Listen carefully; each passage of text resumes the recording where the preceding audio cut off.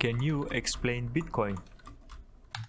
And there you go. In this video, we will be exploring the topic of artificial intelligence and how it can be utilized through the use of Chat GPT, which is an AI chatbot created by OpenAI. We will discuss the features and the capabilities of Chat GPT, as well as how to set up an account and use it effectively. Because there's actually two ways that you can use it. The first one is well known, going to chat.openai.com and sign up for an account.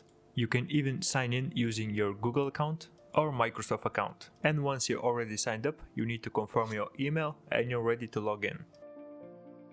And then as soon as you log in, this is the default page that you'll be seeing. And this is the basic interface, and now you can start asking questions.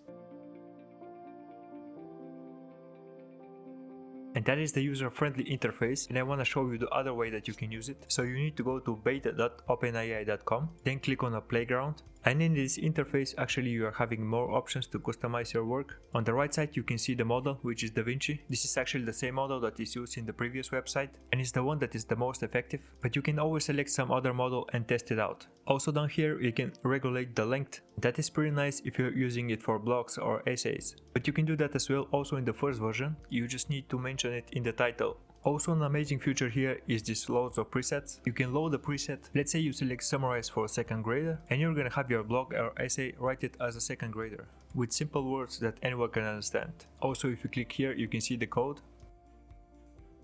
And if you want even more inspiration, you can go on examples, and you can see wider range of examples of presets, like a product name generator, JavaScript line function, third-person converter, and many more. Also, if you want to see another video about ChatGPT, I have another one right here, which is 5 ways that you can use it to make money of it. Also, if this video was helpful, don't forget to subscribe to the channel, and see you in the next one.